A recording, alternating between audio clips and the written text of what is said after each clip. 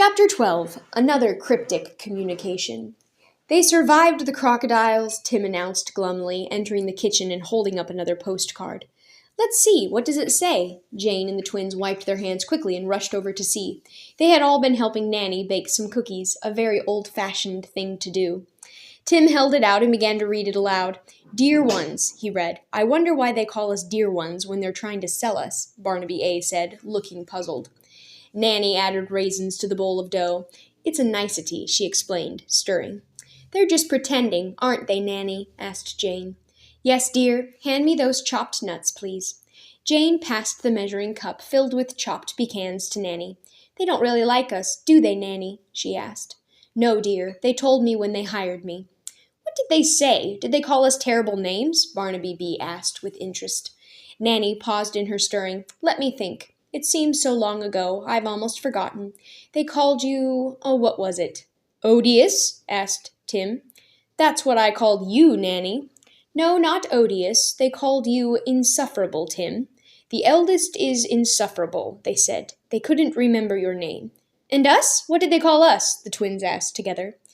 Repetitious, Nanny told them. They said you were repetitious and tedious because they couldn't tell you apart. And your mother said you were greedy because you wanted 2 sweaters. I'm sorry I don't know how to knit, boys, Nanny added apologetically, or I'd make you another sweater. I do think it would be nice if you each had one.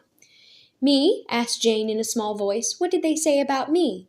They forgot you, dear. I was actually quite surprised after they left and I settled in and found 4 children. They had told me they had 3. Were you glad? Jane asked, a little nervously. Nanny wrinkled her nose. Well, I was sorry I hadn't asked for a higher salary. I usually charge more for 4 children.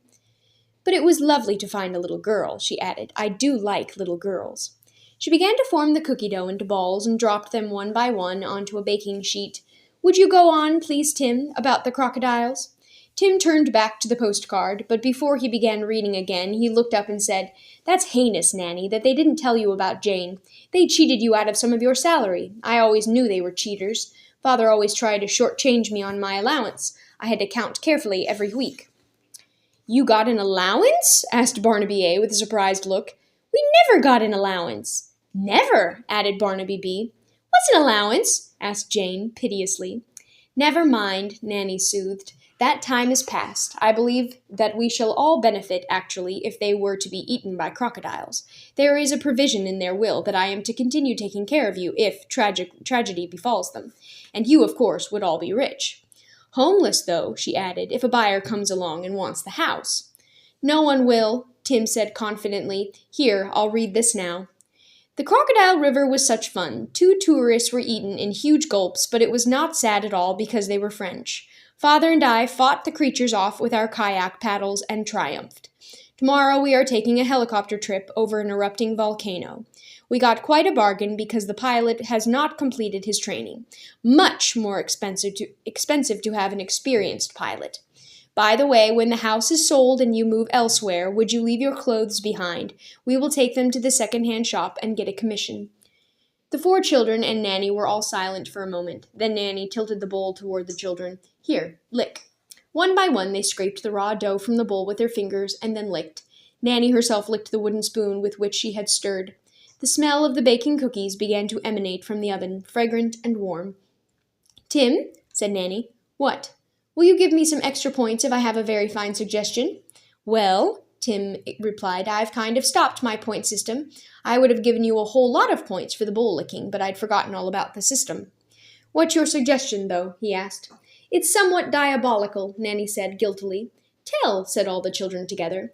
We could find that second-hand shop and sell their clothes, Nanny said. We could, agreed Tim, but not all their clothes.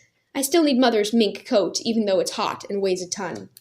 And I still need Mother's large hat, even though I can't see when it's on my head, said Jane.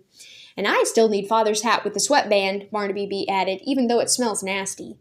Eventually, when we are quite sure they're gone, we can sell all their clothes, Tim decided. Oh, said Jane in an imploring voice, do let's wish for a helicopter and volcano disaster.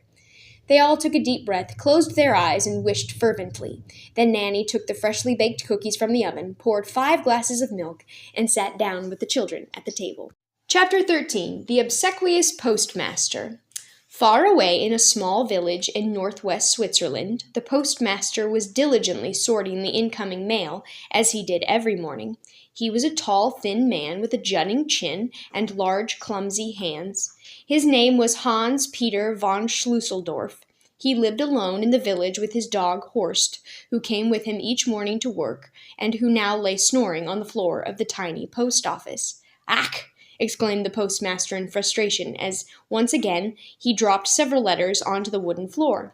Horst opened one eye, yawned, then rose to his large feet, ambled over, picked up the dropped letters with his mouth, and gave them back to the postmaster.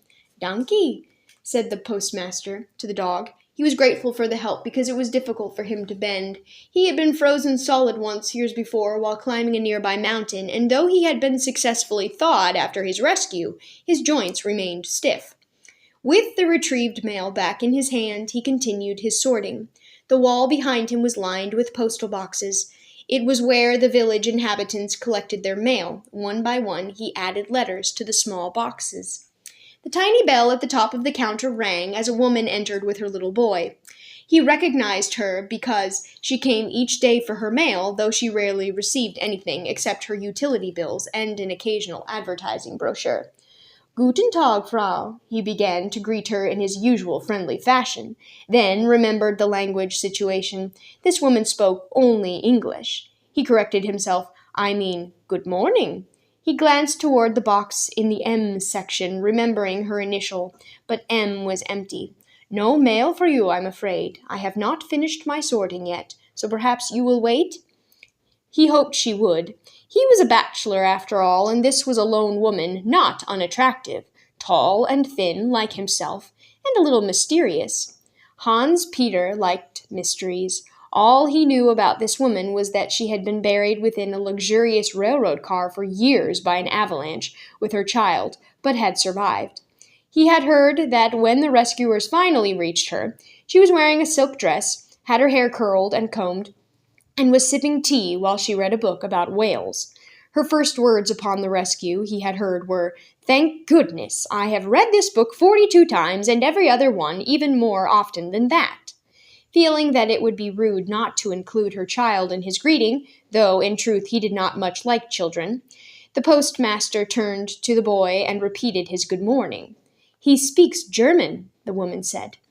The postmaster smiled painfully and said, "Guten Tag," to the boy. His smile was pained because he had heard the boy try to speak what he thought was German. He simply used English words and added extra syllables with a vaguely Germanic sound. "Hello, Schlimmhoffen," the boy said cheerfully. "Nice day, isn't Schlitz?" Everyone in the village thought it would be rude to point out the flawed German and helped the child to learn the language correctly. The Swiss are scrupulously polite. Even the schoolmaster, who taught all the village children, including the strange little boy who had spent his formative years in a buried train car, simply ignored the odd attempt at language. At least the child was good at math. The woman was looking at the postal boxes somewhat critically. "Your filing system leaves much to be desired. You put an S into the C box. I expect it was a clumsy error. In addition, the envelopes are not aligned well. They should be straightened thusly." She walked briskly behind the counter, removed several letters, lined them up by the corners, tapped them on the countertop to perfect the alignment, and then replaced them in the box. "I can certainly see the difference, madam," said the postmaster. "Thank you." He did admire the woman's skill with her hands and the quickness with which she was now organizing the boxes. He found himself thinking that he liked her hair as well, the way it fell around her shoulders in soft, luxuriant waves, and her lips, the redness, the moistness of them. He turned away, embarrassed at his own thoughts. "Do you need any stamps today, Frau?" he asked, "or shall I call you Mrs.?" "It's Miss," she replied, "or in your language I expect it is what, Fräulein?" She chuckled slightly and straightened the fingers of her gloves carefully because there was a small wrinkle at one knuckle, and wrinkles made her very nervous and fretful. "It would be Frau," he said politely, almost bowing, "because you are a married woman." His heart almost broke as he said those words, if only. "No, Postmaster Schlusseldorf, I am not," she said. "I beg your pardon, madam, but for many years I have been mailing off letters, some marked urgent, to Herr Melinoff." But before you were found, I sent the letters from the rescue workers. Some were so sad.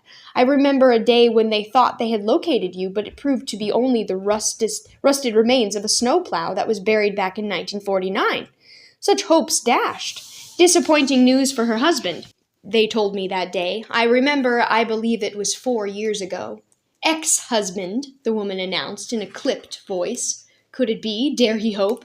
The postmaster placed his hand over his heart, which beat nervously under his blue uniform. I see. Perhaps I misunderstood, madam.